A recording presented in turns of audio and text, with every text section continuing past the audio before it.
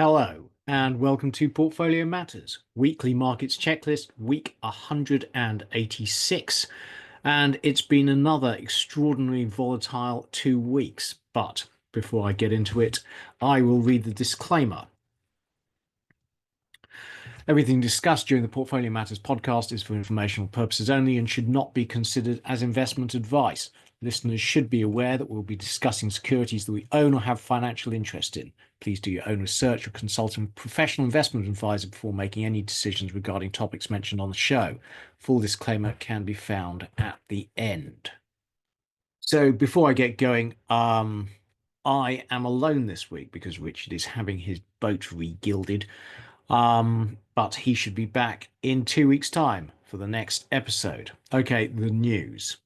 So it's been an incredibly volatile couple of weeks, dominated by Donald Trump's threat to fire Jerome Powell, the chairman of the Fed, which upset markets, causing a sharp fall in the dollar, equity markets, and rises in US bond yields at the start of last week. But the only thing that seems to change Donald Trump's mind is market volatility, and he subsequently reversed course, saying that he had no intention of firing Jerome Powell, and that allowed all risk markets to recover strongly in the second half of last week.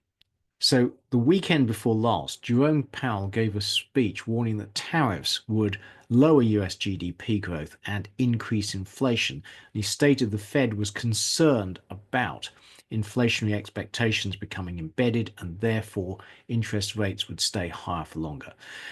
Donald Trump didn't like that, saying that Jerome Powell was a major loser who needed to lower interest rates now, and threatened to fire him, and saying that the administration was actively exploring ways to fire him.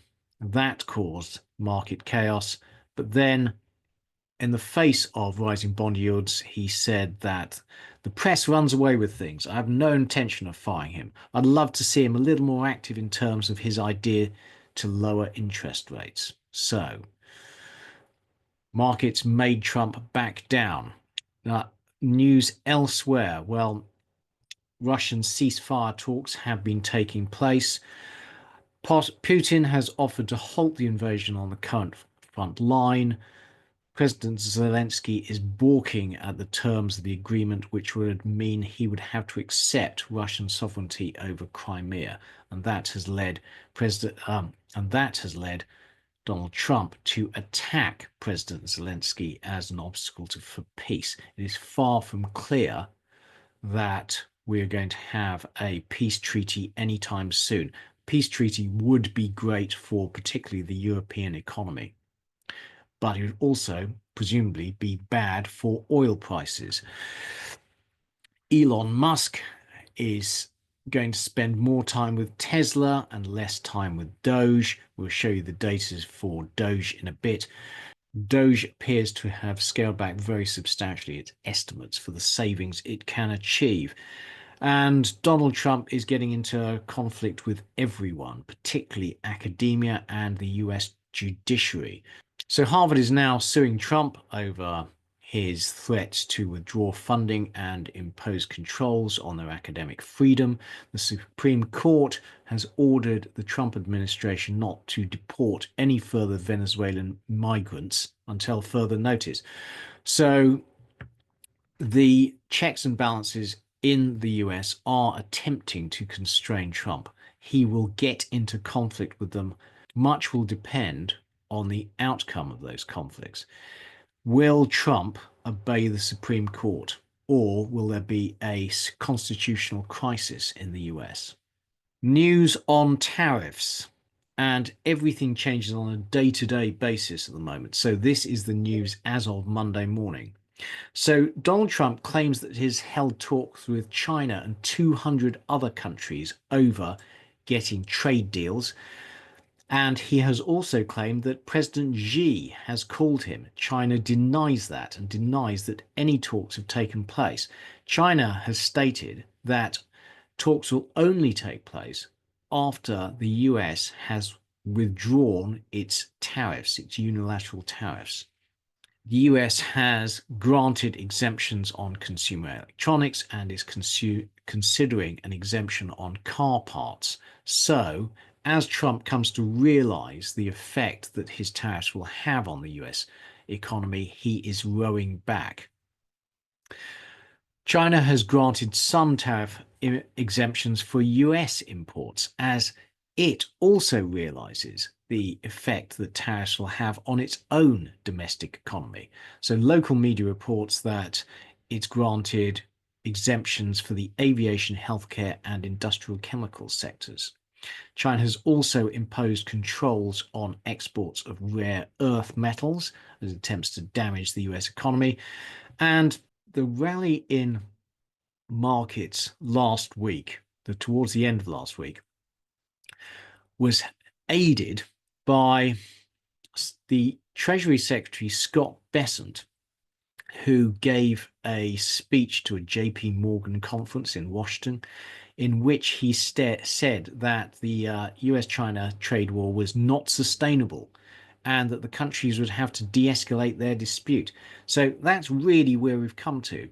We are relying on scraps of comments in conferences rather than official pronouncements for any form of good news. The markets are desperate to see an end to this tariff war. But as of now, there is no sign of a tariff deal between US and China. Okay, on to economic news. Well, the ECB cut rates as expected by 25 basis points to 2.4%. The Bank of England meets next week on the 8th of May, and it is also expected to cut rates by 25 basis points. UK inflation came in soft at 2.6% in March. Core was 3.4%, but inflation is expected to surge again now due to energy price rises and other tax rises, the rise in national insurance, and is expected to reach 3.7% in July, according to the OBR. April PMIs in the UK showed a sharp drop into recession territory, and in the US they also showed a sharp drop but remained in expansion. And the IMF is forecasting that the US fiscal deficit will fall from 7.3% of GDP in 2024 to 6.5%, still enormous, in 2025 if tariffs remain in place and the US gets revenues from those tariffs. Some charts relating to the news. Well, this is a cover image and it's from a tweet from the White House. Trump likes to think of himself as a king and is certainly behaving as such. As we will show you, the path of tariffs has been entirely at his whim. So this is the S&P 500 over the past month. It is actually up since Liberation Day after a very volatile ride. And last week, despite falling very sharply on Monday and Tuesday, the markets rose for 3 days in a row, Wednesday, Thursday, Friday, to end substantially up on the week. It's a very volatile period driven by news. And what Donald Trump is doing is undermining confidence in US financial assets and in the US economy as a safe haven. So all this chaos has led to rising bond yields, but rising bond yields have not supported the dollar, which has fallen sharply. So the US is currently behaving like an emerging market financially. And this is the path of the trade war. Reminder, currently, US tariffs on China average 124.1%, and Chinese tariffs on US imports average 147.6%. So China and the US are in essentially a trade stop, whereas tariffs on the rest of the world are much more reasonable. For US tariffs on the rest of the world are 10.3% on average, and Chinese tariffs are 6.5% on average. If tariffs remain in place, the World Trade Organization expects that Chinese exports to the US will drop by 75%. Higher tariffs can be expected to cause a slowdown in global and in particularly US growth, and that should allow the Fed to cut rates later in the year. You'll see that over the past 2 months, market expectations for the end year US interest rates have fallen from just under 4% to just over 3.5%. So although Donald Trump is attacking Jerome Powell for not cutting interest rates fast enough, the market is expecting him to cut rates later in the year. So this is the number of container ships in transit from China to the US, and you'll see they surged earlier in the year as importers attempted to get ahead of tariffs, but they are now collapsing. Expect them to go further down. Trade between China and the US is drying up.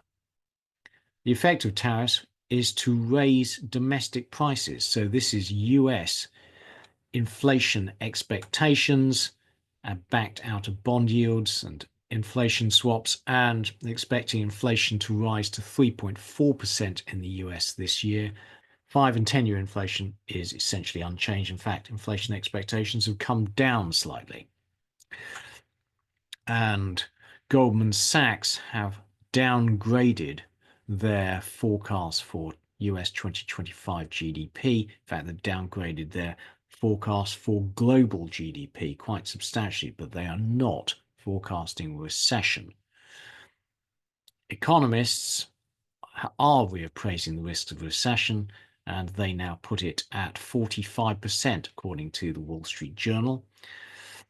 The IMF is also not forecasting a recession this year. They think that growth in the US will fall to 1.8%. And notice they think that the US will be the economy most affected by the tariffs. Now, how is all this affecting Donald Trump's approval rating? Well, it's still remarkably high at 45%, although his disapproval rate is also rising quite sharply. These numbers need to get much worse before they force him to change our path. Okay, before we get into the markets and economic data, let's recap the trade war so far. So, reminder, on Liberation Day, on the 2nd of April, Donald Trump hit the whole of the world with reciprocal tariffs, but he only hit China with tariffs of 34%, which was lower than Bangladesh, Vietnam, and Cambodia and Thailand. Those reciprocal tariffs were then due to start on the 9th of April. But he didn't put the highest tariffs on China. On the 3rd of April, US tariffs of 25% on steel and aluminium and on automobiles came into effect. Now, China already faced tariffs of 20%. So imports of those categories from China faced tariffs of 45%. So when Trump announced the reciprocal tariffs, he was expecting countries to come and beg to get the tariffs lifted and to negotiate. But China didn't do that. Instead, it announced retaliatory tariffs on US imports of 34% to take effect from the 10th of April, i.e., the day after the US's own reciprocal tariffs came into effect. So when Donald Trump announced reciprocal tariffs, he announced a universal minimum tariff of 10%. That went into effect on the 5th of April. Therefore, tariffs on Chinese goods rose to 30%.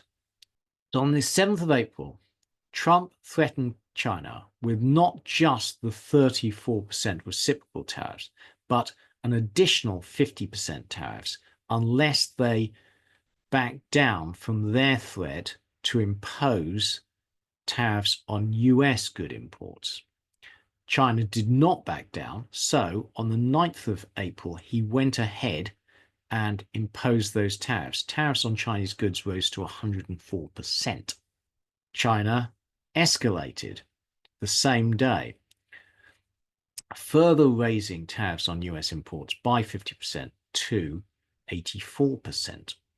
So Trump retaliated again, raising tariffs on Chinese goods to 145% with immediate effect, though he also announced a 90-day pause on the reciprocal tariffs for the rest of the world, and we are currently in that pause. The threat of reciprocal tariffs on the rest of the world has not gone away. So what can we conclude from that? Well, the tariff war with China has escalated through emotion rather than rational calculation. Trump initially imposed additional tariffs on China of 34%. He raised them to 145% only after Beijing refused to negotiate and instead imposed its own retaliatory tariffs. Both sides are driven by ego, and they don't want to lose face, and they don't want to back down. So this trade war is going to be incredibly damaging for both economies, but there appears to be no path for easing the trade war unless the US unilaterally backs down. China is refusing to negotiate, and it believes time is on its side, and the US will have to back down. So, is that true? Where does the balance of power lie? Well, the US mainly imports finished and intermediate goods from China. Its manufacturing base is critically dependent on those imports. And although supply lines can be rearranged over time, that could take years. And in the short term, US manufacturing and retail would face absolutely enormous disruption. So during the week, I watched a video by a gamer who was going around the companies that are supplying computers in the US and servers, etc., and just seeing how they were doing in the tariffs. The bottom line is most of them had essentially stopped work and they weren't importing any more components, awaiting what happened with the tariffs. Now, they can keep doing that until their inventories run out. But unless tariffs come down, many of those companies will either have to raise prices enormously or they'll go bust. China, on the other hand, mainly receives US dollars from its trading relationship with the US. Its prime imports are agricultural products which are easily sourced elsewhere. It will continue to run a big trade surplus with the rest of the world, and so when you look at the balance of power, the US needs components and finished goods from China, which its economy is highly dependent on. China receives US dollars, which frankly it can get elsewhere. So bottom line is China can survive this trade war for longer than the US. We are currently in the phony war stage of this trade war. The US has been stockpiling inventory, and that should see it through until at least June. But from then on, the lack of components and imports from China will start to hit the economy. It appears that the only thing that will make Donald Trump change his mind is market volatility. Expect more of it unless he unilaterally decides to back down. And he is carving out more and more exemptions from the tariffs, as indicated by the carve out for car parts being the latest one. So Chinese exports to the US are only actually around 14% of their total exports. 86% go elsewhere. They can survive this. The US, however, is highly reliant on imports from China, and a lot of it is highly complex. So semiconductors, electronics, etc. In contrast, China imports fuels and agricultural products, highly fungible available elsewhere. Pause, take a look. The trade war is now starting to bite, and this is container bookings from China to the US, and year on year, in April, they're now down 45%. Shipping rates from other Asian countries, though, have surged as importers try to get ahead of additional tariffs, which are due to come in less than 3 months now. The Chinese are doing a very good job of trolling the Trump administration. So this is from the Chinese embassy in the US. And that is actually a pretty good summary of the situation, I think. Now, something that may have escaped your attention is that Russia, Cuba, and North Korea were not included in the tariffs. So Trump has imposed tariffs on all his friends and trading partners, but excluded countries which should be his enemies from those tariffs. The world turned upside down. And this is a tweet from the Russian embassy in Kenya, which shows Russia happily looking on as the US, the EU, and the China fight it out. And another indication of the disruption that tariffs are having is that DHL has suspended all direct shipments from China to US consumers on goods worth more than $800, citing an increase in red tape. So it's been 100 days of the Trump administration. How is he doing against his campaign promises? Well, peace in Gaza, there ain't none. The war continues, that's a fail. Peace in Ukraine, well, again, peace talks are happening, but there is no peace, and fighting continues, another fail. Doge, they were saying they were going to save $2 trillion. Well, the latest estimate is about 160 billion. I'd say that's a fail. Deportations, well, actually, deportations were running at about 12,000 a month under Biden versus 11,000 now. So I think we can say that's a fail.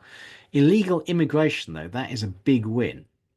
The number of illegal immigrations have fallen to a 25-year low of around 8,500 a month in February. That's 20% of the level under Biden. So illegal immigration under Biden was 5 times higher. The stock market's going to be great. Well, it ain't been. It's been poor. That's a fail. Great economy. Well, growth has remained resilient, but all the forecasts are that growth is going to fade from here, and Trump seems remarkably unconcerned about that. Tariffs, well, is that a win? He has imposed tariffs, but we're in the phony war period where those tariffs have yet to really affect the US economy. And culture wars, well, he's fighting them. But will he win? Harvard is leaving a fight back. Columbia caved in, but have not received the money that they were promised. So that would tend to weaken the incentive for other US universities to fall into line with Trump's agenda. So this is Doge. Initially, Doge were promising to save 2 trillion. Then that was 1 trillion. Currently, estimated savings are 160 billion, of which 61.5 billion is itemized, but only 32.5 billion has actually got a receipt attached. Ain't having that much effect because unless you cut the big sources of government expenditure, that is Medicare, social services, and defense, then you're not going to get very far. And Trump has not been brave enough to do any of those. Primarily, his first 100 days have been characterized by unintended consequences. International relationships between the rest of the world and US have been upended. US soft power has been very heavily eroded. You've seen that, as we reported last time, international flights into the US have fallen by about 25% as foreign travelers are put off visiting the country. Trust in the US as defense and business partner has collapsed. We've had huge economic uncertainty with market volatility, decline in trade volumes, and rise in bond yields. So with all that good news, moving on to equities. Once again, we're going to lead with markets data rather than economics data because currently all the economics data is lagging and so does not fully reflect the effects of the trade war yet. That will happen over the coming few months. So equities, well, the last 3 days saw an extremely strong bounce in the US and global equity markets as Trump rolled back from firing Jerome Powell, and Scott Bessent was saying that the trade war had to end, although he gave no indication of a path by which both sides could de-escalate. So FTSE All World was up 4.2%, the All Share up 5.7%. The All Share and the Stocks Europe are now up on the year. The S&P 500 rose 3%, but is down 6% on the year. The Russell 2000 is much more typical of US businesses than is, say, the NASDAQ, which is all growth. Hang Seng is up 9.9% on the year, so Chinese market doesn't seem overly affected by the US tariffs. Topics had a great week, but is down 5% on the year. Bitcoin is proving to be a safe haven, up 12.2% on the week, up 2.4% year to date. Sterling, doing very well, is up 0.7% last week and up 6% year to date. The euro doing even better, up 9.5%. The euro is proving to be a safe haven. Dollar index down 8%. Trump is undermining the role of the US in the global economy. VIX is up 44% on the year, but down 34% over the past couple of weeks. So going through some charts, this is the All World Index, well down from its highs, but very much up from its lows over the past couple of weeks. The All Share has been steadily rising from its lows after tariff day. The Euro stocks the same. The trade war is mainly going to affect the US. Europe and the UK will be much less affected, although it will tend to dampen growth. S&P 500, well down from its highs, but had a good bounce last week. NASDAQ, the same. Russell 2000, which reflects the broad mass of companies in the US economy, well, it's bounced, but not as much as growth. Hang Seng, that's looking pretty good. The rise in the Hang Seng after DeepSeek has stayed. It's done okay. Topics going nowhere. Bitcoin doing well, actually, up 50% over the past year. Sterling approaching 133, well up from its lows. Euro is proving a safe haven. Dollar index falling sharply. Trump wants a lower dollar and he's getting it. Investors are fleeing US assets on chaos and uncertainty. This is a chart showing the investment income balance for the US with the rest of the world. And having run a structural surplus, so US's investments in the rest of the world were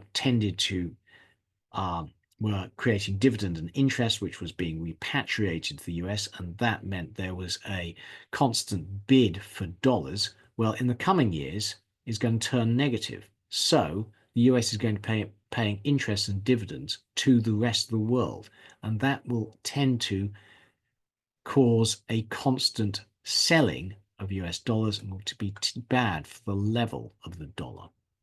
This is VIX down from its highs, and that is about an average level in history prior to the extraordinary low volatility of the last few years. Okay, some charts related to equities. Well, this is analysts' forecasts for the end of year level of the S&P 500, and they've all come down a lot. Reminder, as of Friday's close, the S&P 500 is at 5,500. So markets analysts are expecting the S&P 500 to bounce, but to nowhere near the level they were forecasting at the start of the year. Beware technicals in this market, which is driven by news flow. So last Monday, there was a death cross, which should normally indicate markets are going to go into a bear market and fall substantially further. But then on Wednesday, Thursday, Friday, obviously it climbed very strongly. Deutsche Bank is estimating that US tariffs will reduce earnings in the S&P 500 by around 15% to $240 a share. So the tariffs will affect corporate earnings, and that will be bad for equity prices. And the number of positive earnings revisions is falling sharply. Mentions of recession in earnings calls is relatively low, but starting to rise. Earnings estimates for 2025 are starting to fall. And if the US does go into a recession, S&P 500 earnings have tended to drop by an average of 13% during recessions. Now, Deutsche Bank is saying that tariffs alone will drop them by 15%. Earnings calls are also mentioning weaker and worse at rates seen only previously in the 2008 financial crisis. So the recovery in equity prices over the last few days looks to be premature. We're in the phony war period. If tariffs do come into effect, it will have a bad effect on US corporate earnings, as we have discussed previously. And although valuations have come down, they started the Trump presidency at very high levels and remain very high by historic standards. Now, the last 3 days of last week saw the S&P 500 up over 1.5% for 3 days in a row, and that is a very rare occurrence. And every time it's happened previously, the market has gone on to finish the year higher, sometimes substantially higher. But as I said earlier, these are not normal times, and relying on technicals or historic precedent is dangerous, I think, as evidenced by this. So when VIX is above 45 for 3 days in a row, that tends to be a really bad sign. But then that was on Monday. This market subsequently bounced very strongly. Thank you to Jaw for sending us that. Growth expectations are slumping. Corporate profit growth should fall with it. And the economic noise index is very negative. So that's the economic surprise index plus the economic policy uncertainty index. Economic policy uncertainty is enormous. So hedge funds have massively cut their positions in US equities. If they were to rebuild them, that would be very supportive for equities. Now, we've shown you this chart before. This is a chart showing margin debt year over year, and it is still decently positive. Market participants have not yet started to cut margin. They've not given up on this market. And as evidence of that, dumb money bought the dip in enormous size, piling into leveraged ETFs. And they have been right so far, had 3 very strong days. Although last week, the week ending the 9th of April, it didn't work out so well. Being highly leveraged in a very volatile, news-driven market is incredibly dangerous. And the actions of US retail investors are at odds with the University of Michigan Consumer Survey. So according to University of Michigan, 0% of respondents thought the stock market would be up over the next 12 months, but then they're piled in. The smart money, on the other hand, has become more cautious. The investment managers survey in the US shows that bullish sentiment has collapsed and bearish sentiment has risen very strongly. Were US consumers right, though, in that moments of extreme fear are generally great times to buy markets? Will this time be different? Unless Trump backs down, I think that will be the case, that this time will be different. Now, Alphabet reported fantastic Q1 earnings, profits up 46% year on year, driven by its search business and a boom in artificial intelligence related demand for computing. So revenue up 12%, which is better than expecting, operating margin rising, cloud revenues up 28% year on year. Okay, and on to commodities. So quick summary, the energy markets, oil and uranium bounced, nat gas continued to fall, and that's good for Europe and European inflation. Industrial metals did not participate in the general equity market bounce. They were much more mixed. Copper, though, had a strong couple of weeks. Precious metals were volatile over the last 2 weeks, but net up. So looking at energy markets, Brent recovered a bit, up 3.1%, WEI up 2.4%, but not high. Brent is at $67. Now, if there is peace in Ukraine, that will add Russian oil to OPEC oil. So what's happened over the past couple of weeks is the market has become more optimistic about the path for OPEC production increases. Saudi and other members of OPEC Plus have been talking about not increasing production as fast as the market feared. Let's wait and see what happened. Good news in Europe is that natural gas prices continue to fall, down 36% since the start of the year. That's great for inflation. US natural gas futures also continue to fall. Coal prices in a steady downwards trend, actually, despite having been flat over the last couple of weeks, down 24% on the year. Uranium had a little bounce, but is still down 9% on the year. So this is Brent. Seems to have found a bottom. WTI, the same. Numbers specific to the oil market. Well, over the last couple of weeks, inventories in the US actually fell. So the US was undersupplied. Production in the US was flat, but down 100,000 barrels a day since the start of the year. Baker Hughes rig count is flat. And this is global oil flows. So this is the white line is flows from Canada to China. The blue line is from the US to China. We showed you earlier, China mainly imports commodities and energy from the US, and oil is fungible. It's simply switched to buying Canadian oil. EU natural gas futures, that's a very nice downward trend. And EU natural gas inventories are at average levels for this time of year. UK natural gas futures down heavily, that's great. US natural gas futures also down. Coal, I think you'd say the downwards trend is still intact despite it being flat over the last 2 weeks. Uranium seems to have found a bottom. Onto industrial metals. Well, very mixed picture. Not really seeing the sort of bounce we've seen in equity markets. Commodity markets are still concerned about the effect of the tariff war on manufacturing. So aluminium is up 1.2%, it's down on the year.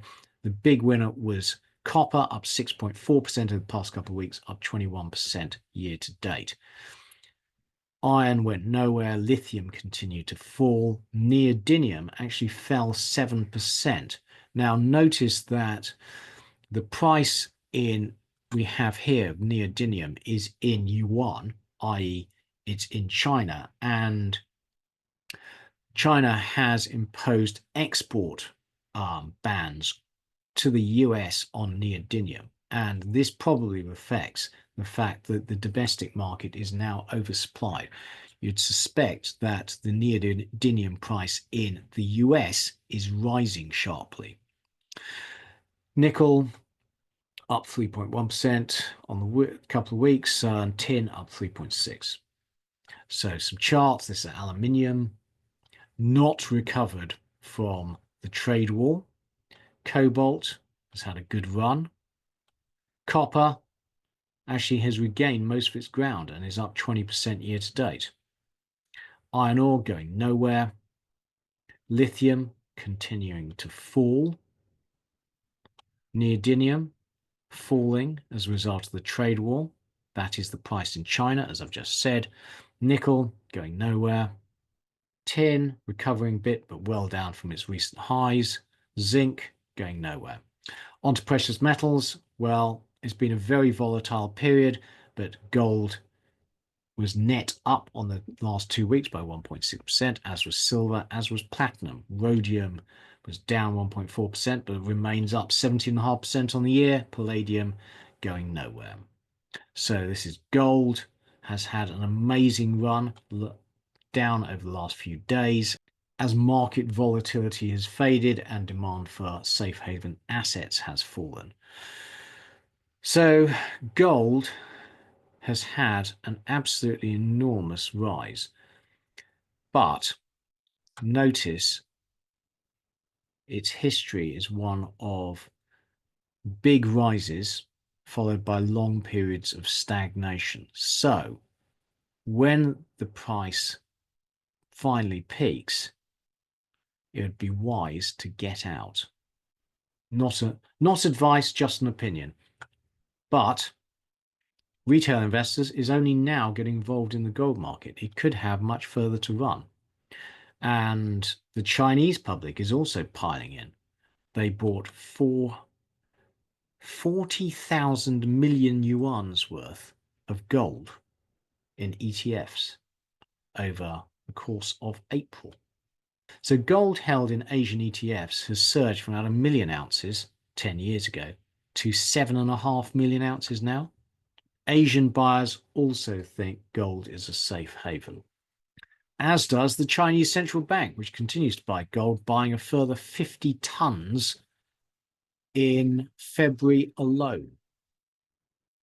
And this is the portion of central bank assets held in gold, which is blue, and in US Treasuries, which is white. If foreign central banks were to return to holding 50% of their assets in gold, then that is a lot of gold buying they're going to do, and the gold price could go to the moon. So this is the price of gold according to salaries. So how many hours you would need to work to pay for an ounce of gold. You'll see it is an all-time high. Now, as I said earlier, it tends to do these peaks and then fade back. When this volatility and uncertainty is over and safe haven buying falls, then if the world economy returns to stability, and that is an assumption, then the gold price is likely to fade. Goldman remain bullish. They're forecasting gold to go over to $4,000 by the end of the year. Onto silver. It's not performing as well as gold, but still up 14% on the year. Platinum going nowhere really. Stable but volatile. Rhodium well up from its lows, up 18% year to date, but massively down from its highs. Palladium going nowhere. On to rates. So this is UK yield curve. It's come down a bit. So it was over 5.5% 2 weeks ago. The 30-year has now come down to still enormous 5.3%. Not great. UK yields are following US ones. They're not seeing safe haven buying like the EU.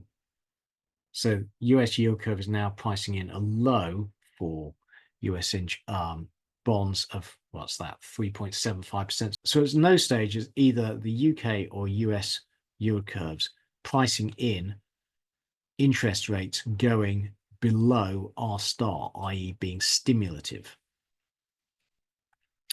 Now, who owns US Treasuries? We know the US is running an enormous fiscal deficit, and the market is worried that all this chaos is causing foreigners to shun US assets, and who will then buy the enormous flow of US Treasuries? Well, most US bonds are held domestically. Only around 22% are held by foreigners. Mainly, the US funds its own deficit. China only owns around $800 billion worth, as opposed to $28.2 trillion worth held in the US. Surprisingly, the UK, because it's a big financial center, is the largest foreign owner of US assets, equities, and debt. Thank you to Simon W. for sending that. And contrary to what you may have heard, investors are absolutely not fleeing US Treasuries. What they're doing is they're piling into bills, short-term notes. They're fleeing long-term, and they're buying short-term, i.e. cash-like Treasuries. This is purchases of T-bills, been surging as volatility has increased and investors rush to safety. That increased uncertainty makes investors nervous about holding duration. They've bought into short-term 2-year and they've sold the 10-year. And that rise in the 10-year has all been due to rising term premiums, i.e. how much investors are charging above inflation expectations to lend to the US. Inflation expectations themselves have actually fallen. Okay, so this is UK 2-year. It's come down. It's actually at the lowest since last September, pre-budget. The trade war will be bad for UK growth. It's the 10-year, down from its recent highs, but still poor.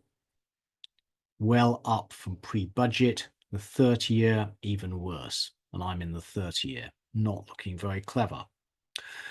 US 10-year, well down from recent highs, but still high. German 10-year, seen safe haven buying.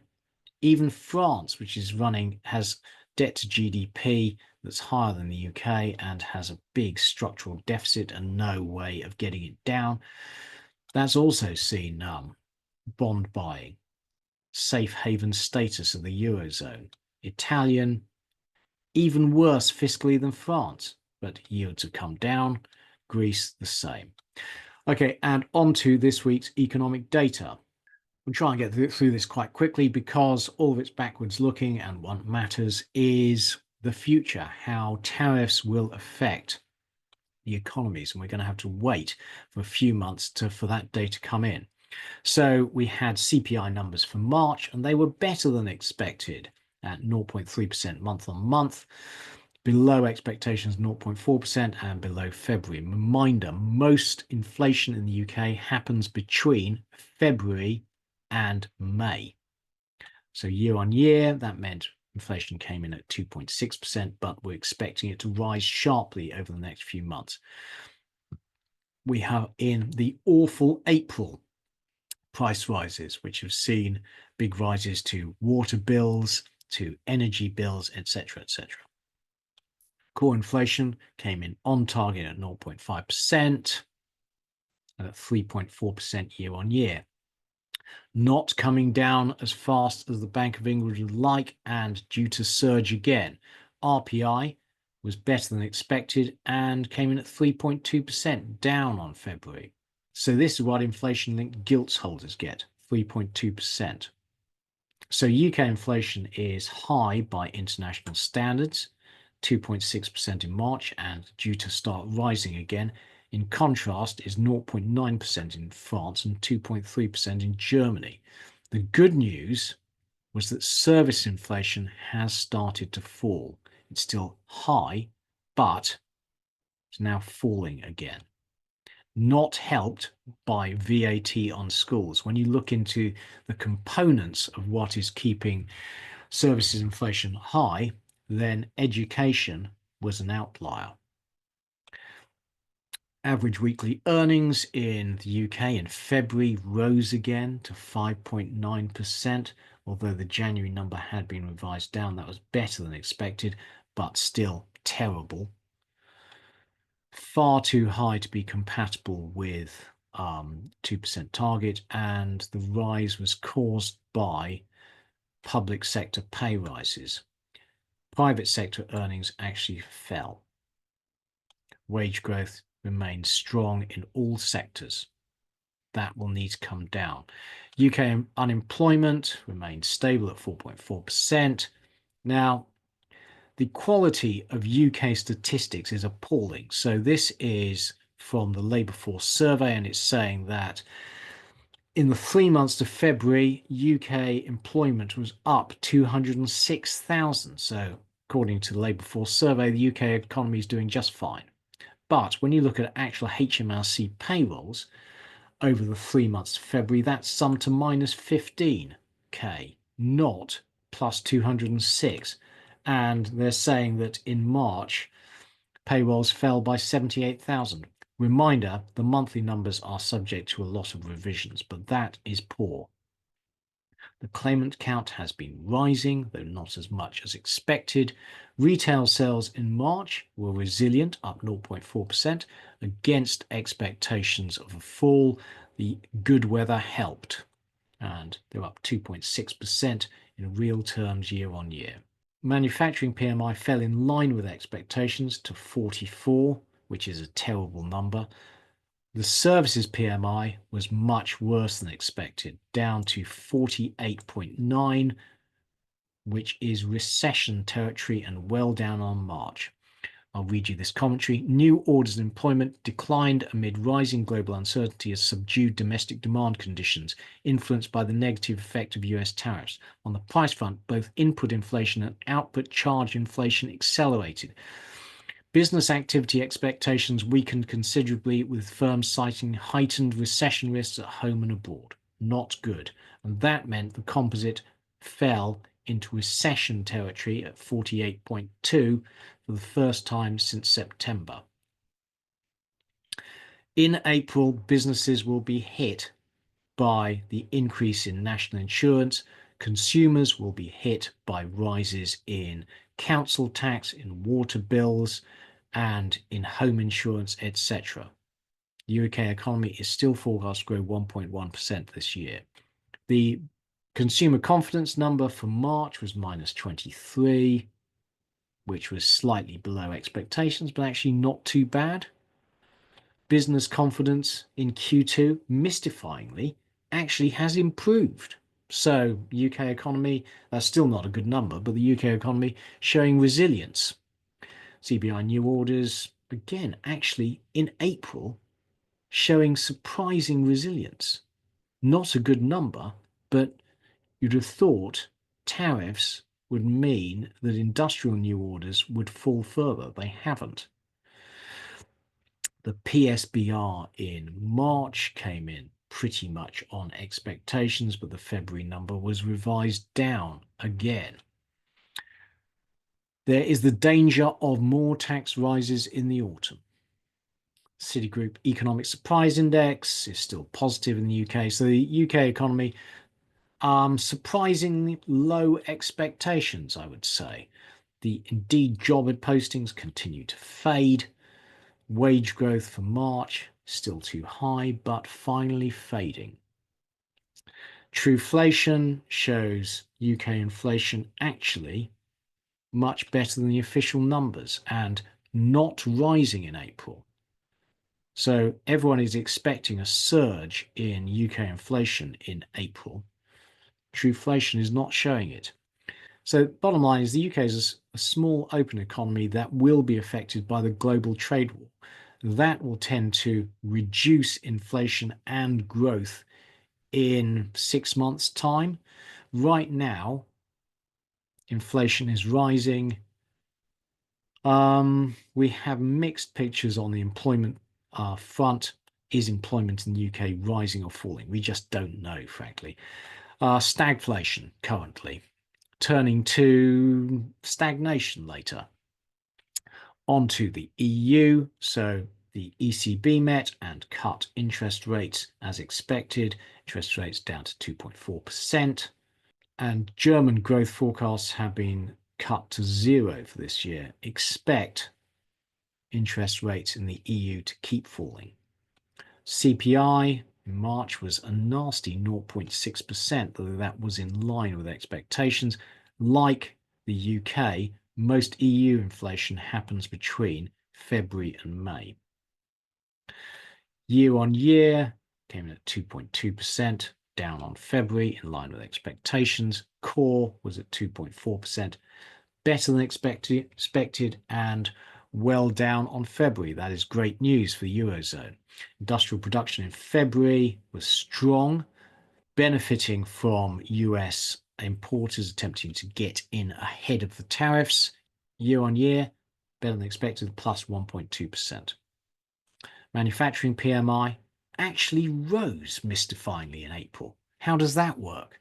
So presumably, European manufacturers had expected that the tariffs would come into effect, and actually the pause in tariffs has meant they are more optimistic than they had been. Services, however, was very poor, falling more than expected to 49.7, which meant the composite was 50.1, barely in expansion territory. The Economic Sentiment Index, which is a survey of professional economists, collapsed in April to minus 18.5. So expectations are terrible, but the current data, not terrible. Current account in February was stronger than expected. Balance of trade, stronger than expected. The EU is a big exporter, so trade war will be bad for it. Economic Surprise Index fell sharply to minus 7.8. Job postings continued to fall. Job growth in Germany actually recovered to 3.2%. Job postings in France falling once again. French wage growth, paltry 1.6%. So bottom line, let's wait and see. The EU economy is highly exposed to US tariffs. Inflation and growth will tend to surprise to the downside if the trade war continues. On to the US. So US retail sales month on month in March were an astonishing 1.4%, much better than expected. And that was primarily due to autos. So US consumers buying cars to get ahead of the tariffs, which were forecasts which came into effect in April. So that's a one-off. That meant year on year, retail sales surged to 4.6%, much better than expected. Industrial production in March fell 0.3%. So Trump is calculating that tariffs will revive US manufacturing. There's no indication of that. Year on year came in slightly better than expected, actually, but still down on February at 1.3%. US consumer inflation expectations are surging once again as everyone is warning them of the potential negative impact of tariffs on their goods basket. But we're not seeing yet any impact of tariffs on import prices. Month on month in March, they were down 0.1%. Reminder, the oil price has fallen. That would help. Export prices, similar. Manufacturing PMI, amazingly, in April bounced to 50.7. Like the EU, I suspect that this means that manufacturers are expecting conditions to be worse than they are because Trump has suspended the tariffs for now. Services PMI, though, faded more than expectations, and because the economy is mainly services, that meant the composite fell to 51.2, which is actually slightly better than expected, but still is a big drop.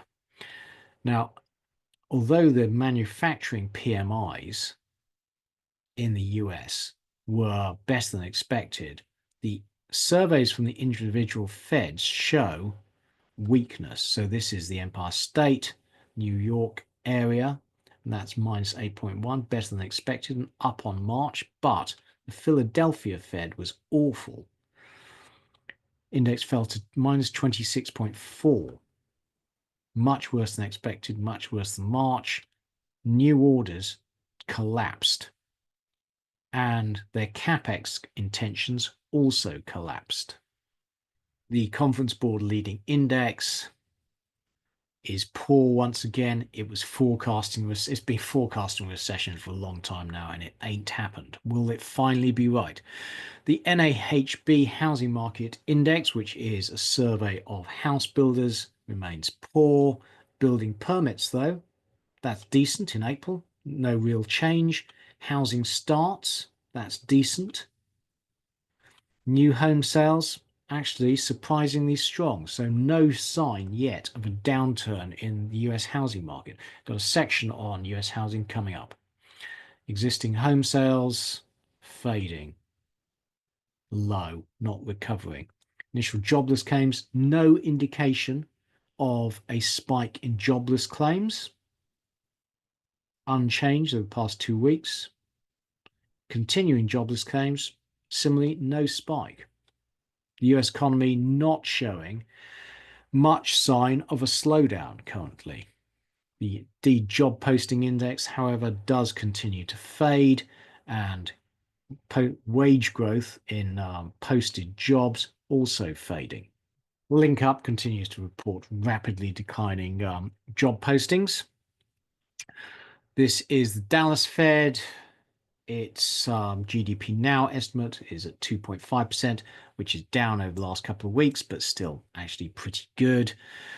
Atlanta Fed continues to be an outlier. It estimates the US economy is in recession and that Q1 GDP is minus 0.4%. The New York Fed continues strong, no real change, around 2.6%.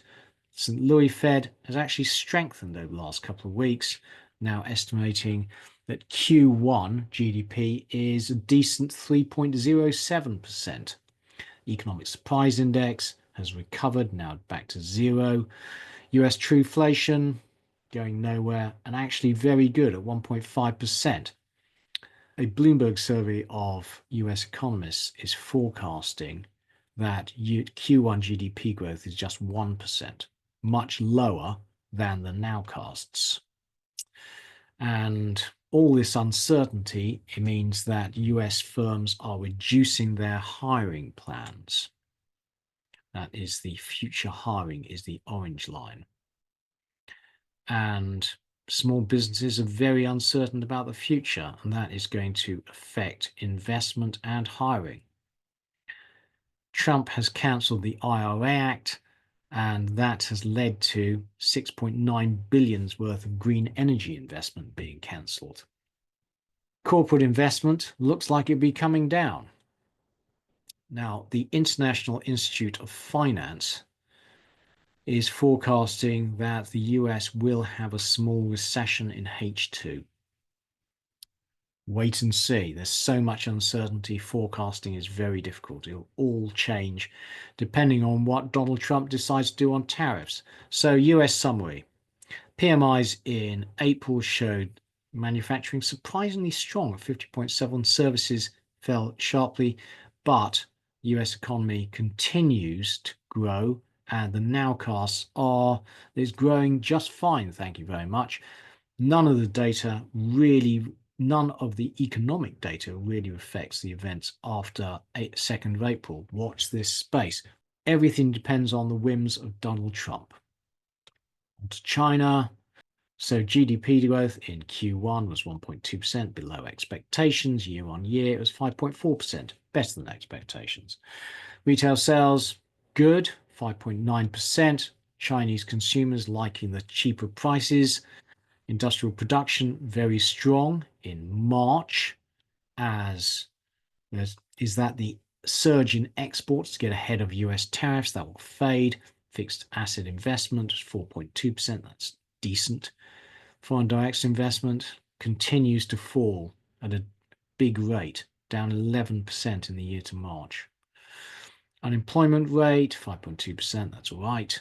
House prices continuing to fall. Balance of trade very strong, though not as strong as in February. So that's evidence that the surge in exports to get ahead of the tariffs may be fading already. Exports 12.4% year on year. All of this is going to change in the coming months. Imports up 4.3%.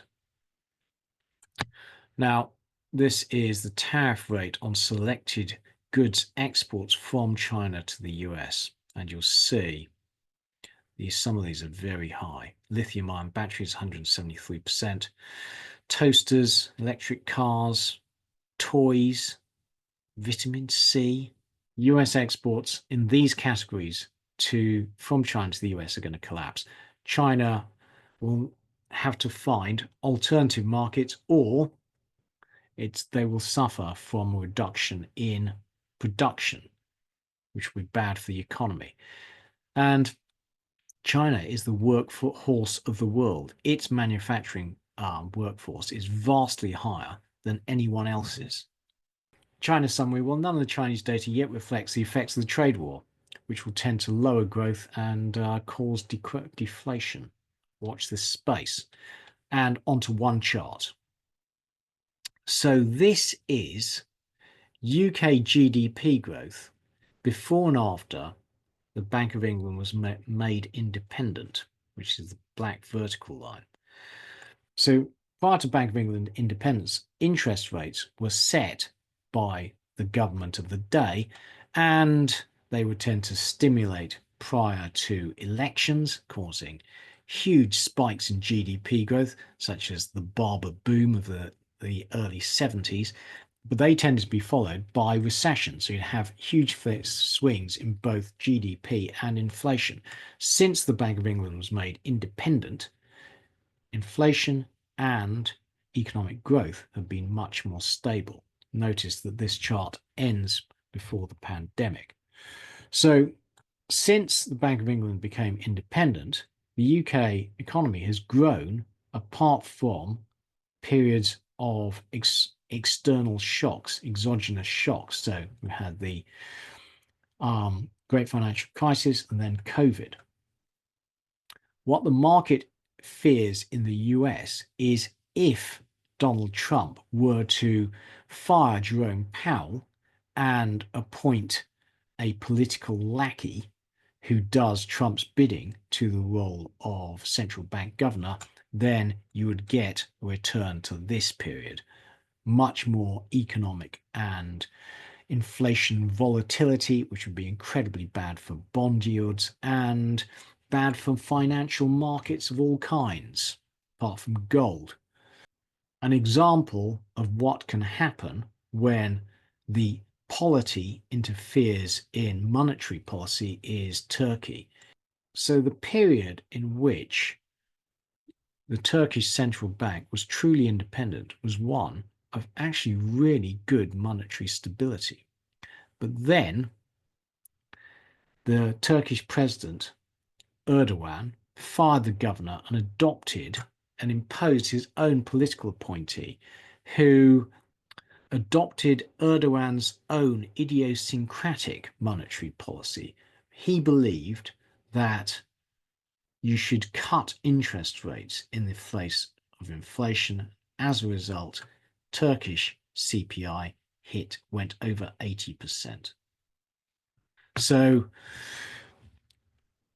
Donald Trump appears to have rolled back on his threats to fire Jerome Powell, but Jerome Powell's term comes to an end mid next year. So a lot will depend on who is appointed next. If he is a Trump lackey can be expected to cut interest rates in line with Donald Trump's wishes, then volatility returns, I'm afraid, because the market will be fearing this higher inflation and GDP volatility.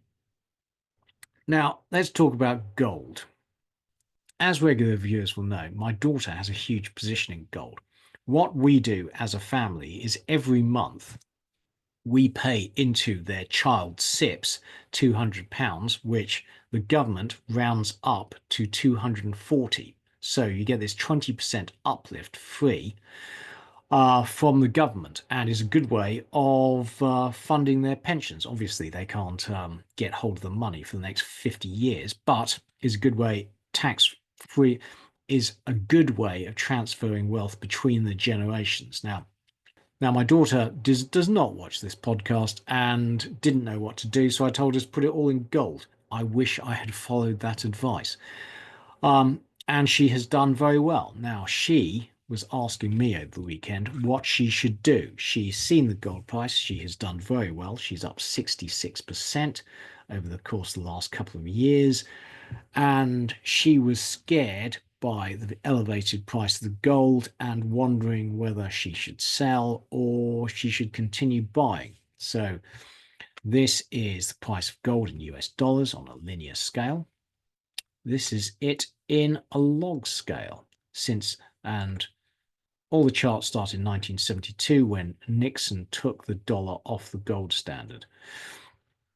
And as I was saying earlier, you'll see that there are these very strong surges followed by long periods in which gold underperforms.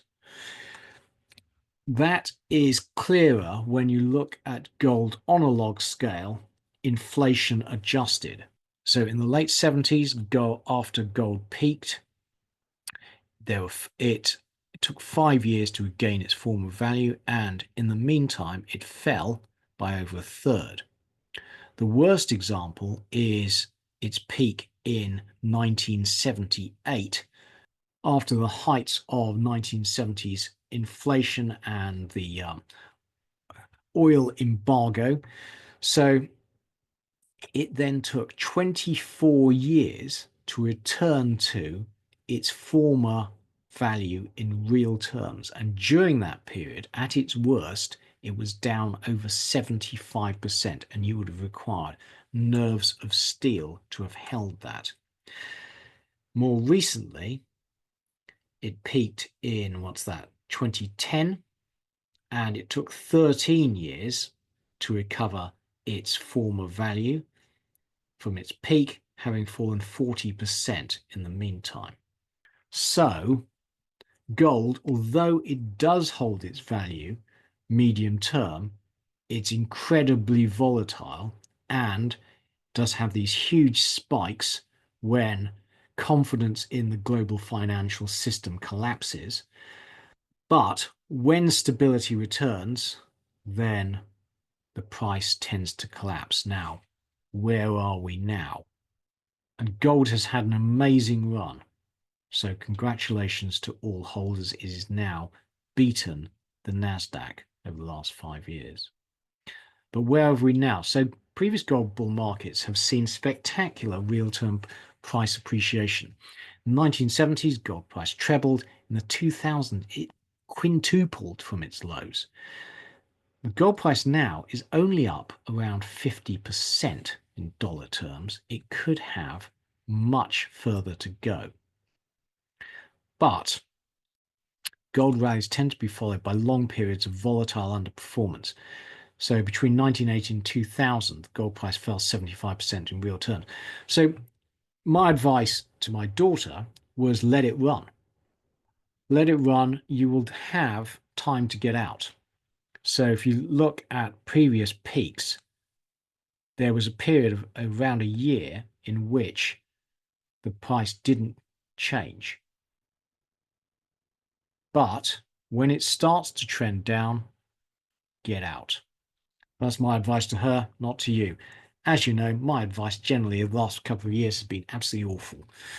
But she's done well out of it. Anyway, reminder, the brown bottom, i.e. Gordon Brown, liquidating the UK's gold reserves between 1999 and 2002, when the gold price was about $300, and it is now over 10 times that. Not great. So let's talk about UK gilts. So sadly, the UK gilt market has not been a safe haven, and over the past year, UK gilts have sold off, right, leading to rising gilt yields, and the shape of the gilt curve has become quite extreme. You have this strange hump. Now, long-dated gilts tend to have a lower yield because pension funds like to asset liability match. They know that they've got a certain number of pensioners who will need to be paid in 30, 40 years' time. So they buy long-dated gilts to provide the income for that. That provides a constant bid for very long-dated gilts, and that drives their yield down. So you have this strange hump where peaking between 25 and 30 years. So that causes problems for me because I have bought TG61, which has been terrible, and it has 36 years maturity and it's about here on the yield curve. The peak is about 25 years. So let's look at the effect that the yield curve has on the potential returns of TR50, which is towards the peak of the hump, and TR61. Now, you'll know, regular viewers will know, that I've had an absolutely disastrous few years speculating in long-term gilt. And my plan is to, I think, and my plan is that I believe that yields will have to come down as inflation comes down and the UK economy slows and the Bank of England cuts rates. Now, so far that has not happened. So my backup plan is simply to hold them and wait till they come down. Now, this is quite a bad plan, as I'm sure you're all thinking, because can I really hold TG61 for the next 36 years? Well, I'm also aware that it's a very bad plan, in part because I can't hold all of them for the next 36 years, despite the fact I'm getting very good income. In 10 years' time, I have to hand over some of this to the kids for a deposit. So actually, in 10 years' time, I have to sell a chunk of this. Now, the shape of the yield curve is a problem because if you look at the yield to maturity of TG61, and all of these have a lower yield than surrounding gilts because of the tax advantages of their being low coupon. See our beginner's guide to bonds for full explanation. So hence, for 45% taxpayers, the yield on TG61, you would have to get interest of 7.5% to match the 4.6% yield to maturity. And for TG50, you'd have to get 8.2% to match the yield of 5%. But over the next 10 years, you would expect the yield on TG61 to rise from 4.6% to 5%, and the yield on TG50 to fall from 5% to 4.8% in line with this yield curve. So TG60 in 10 years' time, it will have around 25 years to maturity, whereas TR50 will have about 15 years to maturity. So the yield on TR50 will tend to come down, the yield on TG61 will be rising. So actually, when you start doing the calculation of if I had to sell TG61 in 10 years' time, the results are quite nasty. That, I've done the calculation. I'm not going to go through it. You'll have to take my word for it. But If the yield curve were to remain static, the yield on TG61 could be expected to rise from around 4.6% now to 5.03%, which is where TG50 is. So the price of TG61 based on a net present value of the future cash flows would mean that the price would go from around 27.67 now, that is the model price, to £35.58 in 10 years' time. That gives a yield over the period of only 3.75%, much lower than the yield to maturity and tax-free equivalent of only 5%. Not great. So over the next 10 years, not a really good investment. TG50, on the other hand, because the yield would be expected to fall from 5% to 4.8%, its yield of the period is 5.3% per annum, better than the yield to maturity, and that yields, because most of that comes as capital gains, that yields a yield equivalent for a 45% taxpayer of 8.75%, i.e. you'd have to get 8.75% in the bank to match the 5.3%. So what that means is, over the next, if you're planning to sell in 10 years, is much better to switch out of TG61 to TG50 if the yield curve remains the same. The positives of that are that you'd get a much better yield, an almost unbeatable 8.75% yield equivalent if you're a 45% taxpayer. And you also cut your duration risk. The negative is you cut your duration risk. If you believe that the whole yield curve is going to shift down, as I do, then you're essentially locking in your losses. So what I'm going to have to do is, there's no reason to need to do this immediately, but over the course of the next year, I will be moving the money I need to fund their deposits into TG50. And while we're talking about the UK, let's talk more about QE and QT.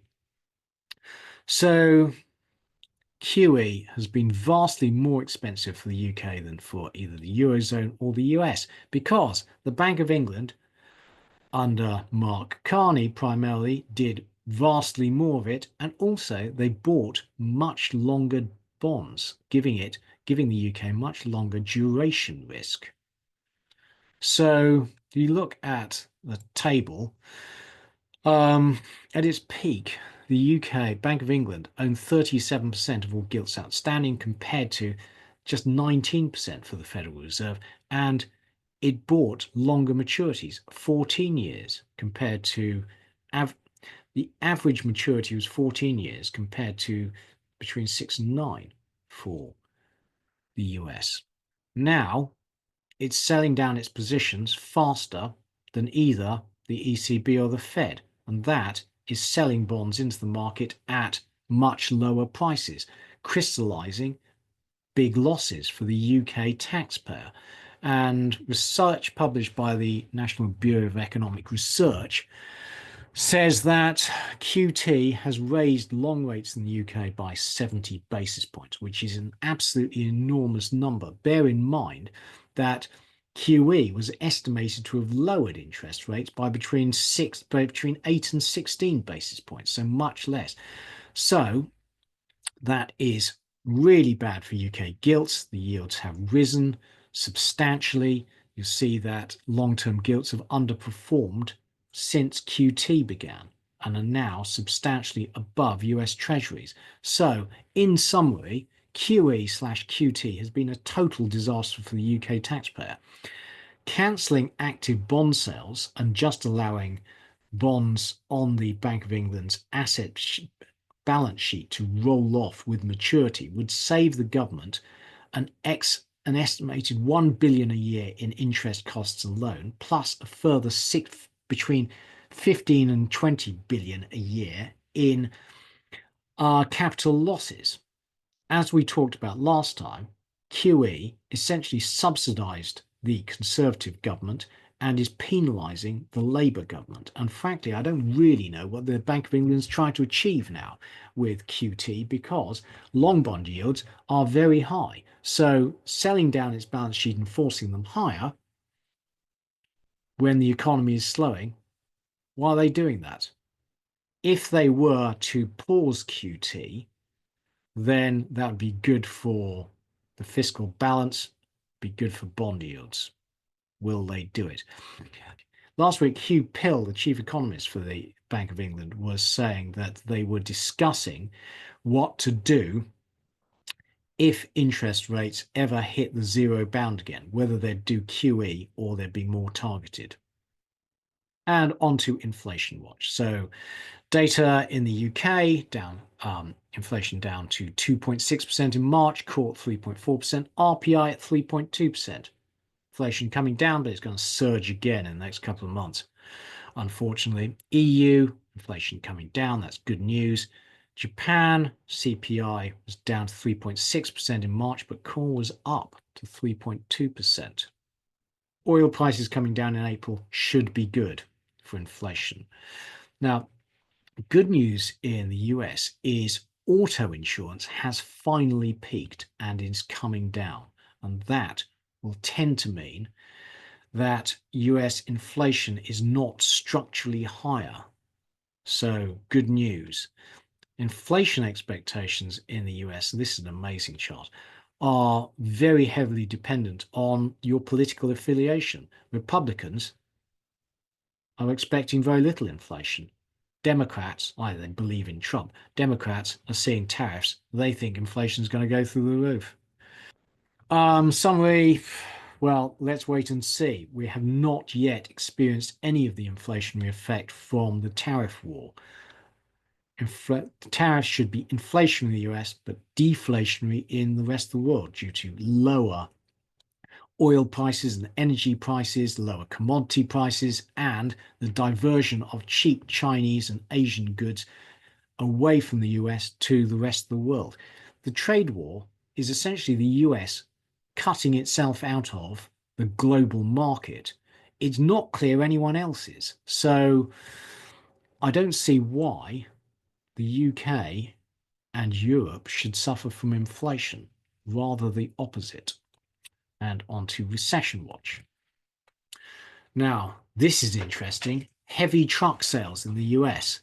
They're a good leading indicator. Every time they collapse, a recession follows, and they are falling, and they're falling quite sharply.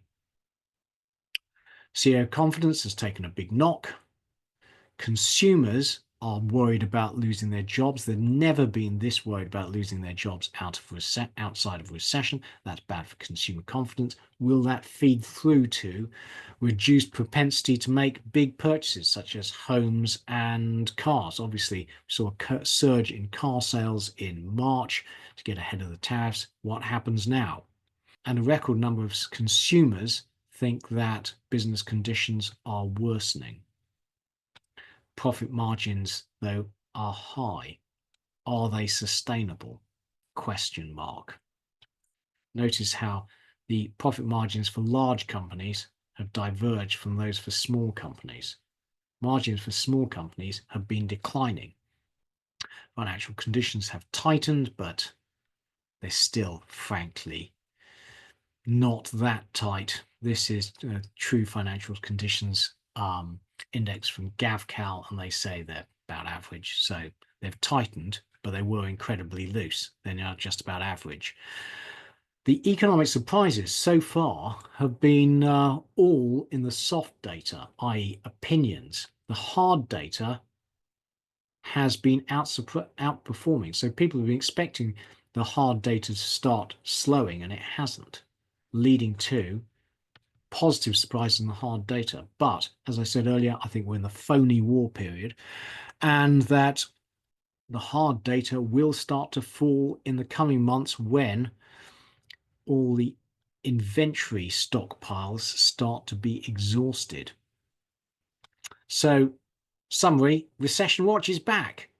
There is the danger of a recession. I'm particularly taken by the chart showing the fall in heavy truck sales. That suggests that construction spending, construction investment is falling, and that is a harbinger of a recession. But what happens next? The world economy largely depends on the whims of one man, Donald Trump. Will he back down on the tariffs? And onto soft landing watch. Well, having said all that, the US household is in a good position. This is its household debt to asset ratio, and the strong stock market has been very good. It's the strong household balances are the strongest they have been on average since the 70s. Now, obviously, there is a lot of inequality. So we know that poorer households are not doing very well. But overall, household balances look good. And household debts in the US also look good. Debt to disposable income, great. Lots of US households locked in their mortgages when interest rates were pretty close to zero.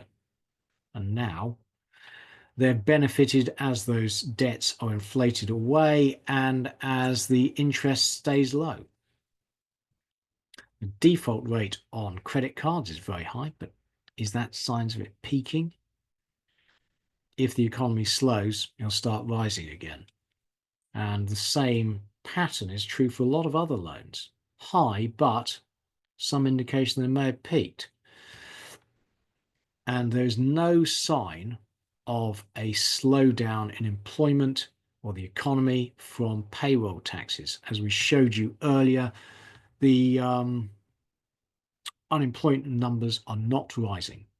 Bottom line is, for all the doom and gloom, the US consumer has a strong balance sheet and they're still spending. Right, finally, let's talk about US housing again. So this continued strength of US house prices and the US housing market has been mystifying.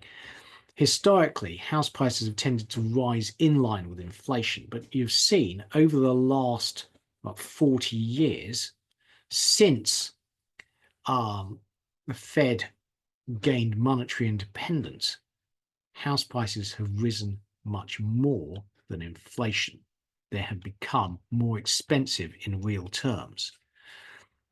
This is house price appreciation relative to inflation, and you'll see this is quite a mean reverting chart, and we're currently at a high level. If and when will they fall? Housing affordability is awful. It hasn't been this bad since the great financial crisis. In order to afford the median house, the median household would have to pay 47% of their income on interest and other housing costs, such as insurance and taxes. The qualifying income you need to afford to get a mortgage on the median house in the US is 57% higher than the median US household income. How on earth are US households continuing to support the US housing market? Well, I think part of that explanation is the equity market, as we've discussed before. So wealth from the equity market has been leaking into the housing market. Now that equity prices appear to have peaked, that removes a key prop for the housing market. And house prices are continuing to rise despite rising inventories of houses for sale. So these are new one-family homes for sale in the US. You see, there's a huge inventory of unsold houses. Why aren't house prices falling?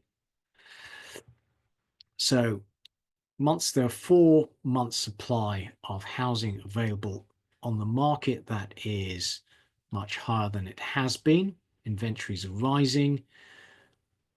Mortgage rates remain close to 7% and are unlikely to fall given bond market turmoil.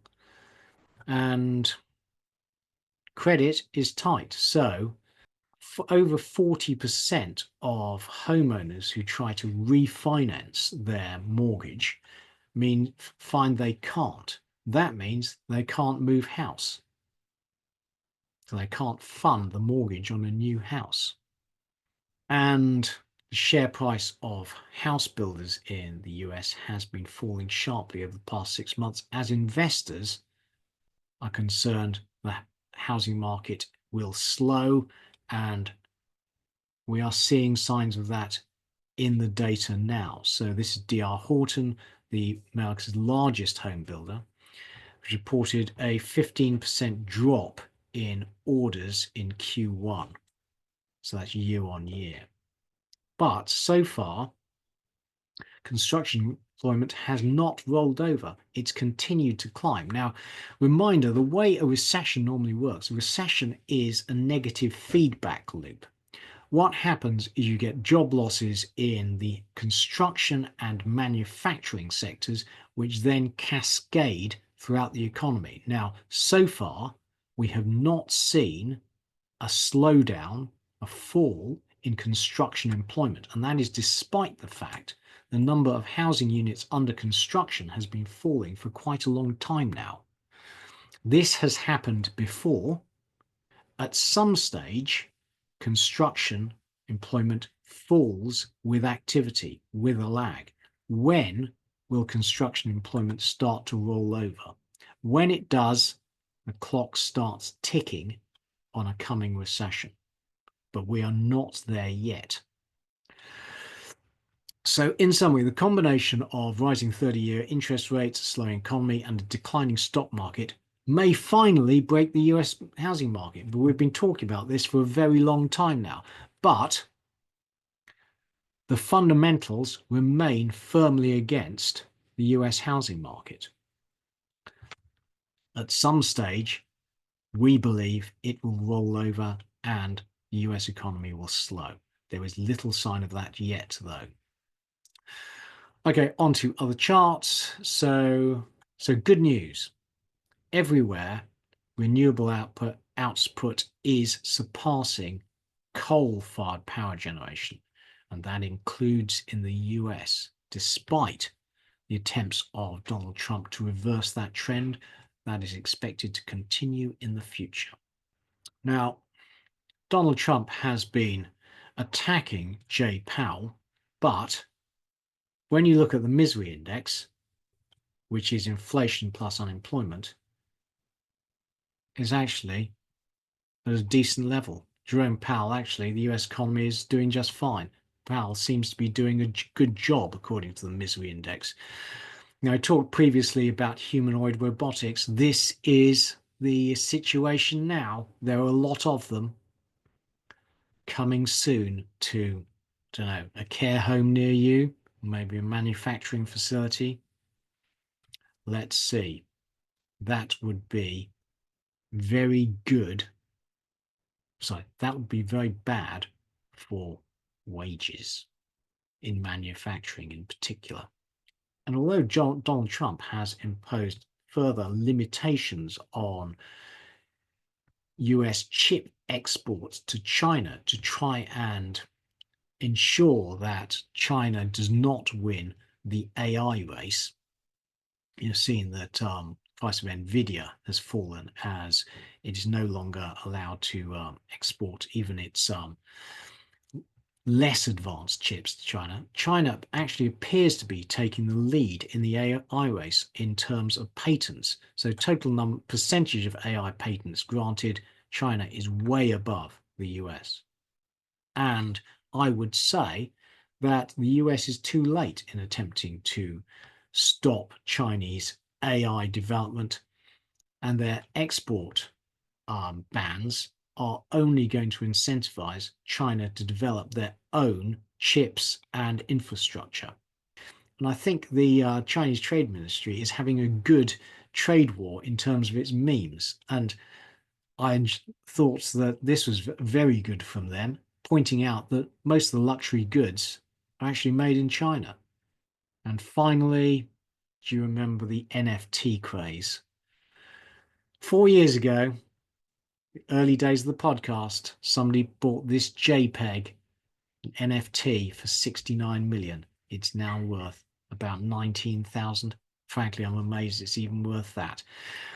And after all that, you need some good news. And this is Thermovolt. And its inventors, who are three teenagers from India, have won the 2025 Earth Prize. And it is a fridge which works on salt, not on electricity. So it doesn't need a battery supply or an electricity supply. It works by exploiting the fact that when salt molecules dissolve in water, some energy is needed to break the bonds between the ions, and that comes from the atmosphere in an endothermic reaction. So the separation of the charged salt ions in water cools down the surroundings. And so they have experimented with different salts and found that using ammonium chloride cooled the water to between 2 and 6 degrees C, perfect for vaccines. So this device is now being produced in India for use in rural communities. Very creative by the Indian teenagers. So concluding comments. Well, it's been chaos again for the 2 weeks, incredibly volatile in financial markets as we basically are subject to Donald Trump's whims. He's tweeting, one day he's tweeting that he will fire Jerome Powell. The next day he's saying he won't. Markets have rallied as Scott Bessent has said that the trade war with China is unsustainable. And we've had, I think all you can say is a failure to escalate further. But fundamentally, Trump has overplayed his hand. China can afford to sit this out and wait for Trump to capitulate. Either Trump rolls back the tariffs or the US is going to suffer from severe stagflation, or at least its economy will slow, and we'll have a short-term, at least, surge in interest rates. The rally in stock markets and markets everywhere over the last few days is on the assumption that common sense will prevail. That appears to be a big assumption to me. I would be being cautious. So the next one will be in 2 weeks' time when Richard will be back, and it'll be more fun for all of us. But in the meantime, please can you press like and subscribe to the channel. Thank you all for watching. And it's goodbye from me, Keith Jordan. Goodbye. Full disclaimer. The material and information contained in this podcast is for information and entertainment purposes only and should not be relied upon for making a business, legal or any other decision. We may own or have a financial interest in any securities mentioned. Listeners should conduct their own research or consult a professional investment advisor before making any decisions regarding topics mentioned on the show. Whilst we endeavour to ensure that the information presented on the show is correct, we make no representations or warranties of any kind, express or implied, with respect to the podcast and website or to any information, products, services or related graphics discussed or presented in the podcast or website. Any reliance you place on such material is strictly at your own risk. You are solely responsible for the investment decisions you make. We will not be responsible for any errors or omissions in the podcast or website, including in articles or postings, for hyperlinks embedded in messages, or for any results obtained from the use of such information. Nor will we be liable for any loss or damage, including consequential damages, if any, caused by a reader's reliance on any information provided by the podcast or website. Please do not listen to the podcast if you do not accept self-responsibility for your actions.